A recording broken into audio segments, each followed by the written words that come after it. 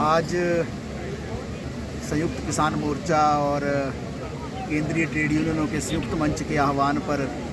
पूरे देश के अंदर शहीद भगत सिंह, सुखदेव और राजगुरु का बलिदान दिवस, शहादत दिवस मनाया जा रहा है। जैसा कि सबको मालूम है, आज से लगभग 93 साल पहले 23 मार्च 1931 को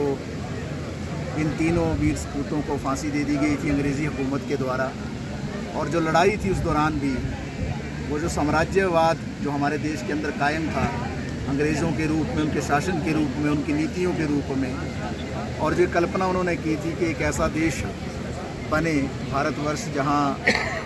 सबको समान हक मिले, अमीरी गरीबी की खाई मिटे, सब तरह का भेदभाव मिटे, धर्म और जाति के नाम पर बंटवारा ना हो, एक समता मूलक समाज बने,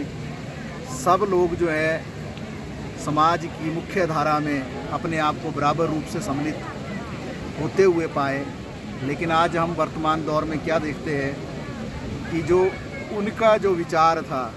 उनकी जो सोच थी, उसका वर्तमान दौर में महत्व और ज़्यादा बढ़ गया है। क्योंकि आज के समय में जो राष्ट्रीय स्वयंसेवक संघ के नेतृत्व में जो मोदी सरकार देश की सत्ता पर कायम है, जब अंग्रेज़ी हुकूमत के खिलाफ लड़ाई चल रही थी देश की आज़ादी की, यही राष्ट्रीय स्वयंसेवक संघ RSS अंग्रेज़ों के साथ मिलकर जो उनका साथ दे रही थी और देश की आज़ादी के खिलाफ काम कर रही थी। लेकिन दुर्भाग्यवश उन्हीं की ही सोच की भारतीय जनता पार्टी की आज सरकार देश के अंदर है, और ये सरकार पूरी तरह से लोकतंत्र को कुचलने पर आमदा है, पूरी तरह से देश के संविधान को नष्ट करना चाहती है, देश के जो जनवादी मूल्य हैं, प्रगतिशील मूल्य हैं, उन पर हमला कर रही है, देश के अंदर ऐसे कानून लाने की कोशिश कर रही है जहां पर आम जनता जो है उसके ऊपर तानाशाही कायम की जाए।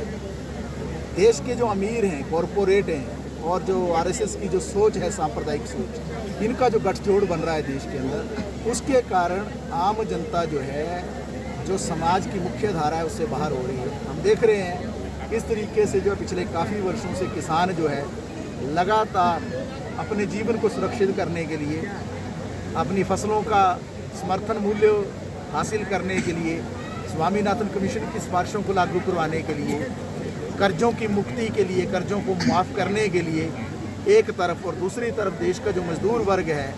जिस तरीके से वो 44 श्रम कानून जो ख़त्म कर दिए गए, और ये हिंदुस्तान की जनता जानती है, ये श्रम कानून जब बने देश के अंदर 1920 के बाद, तो जो पहला श्रम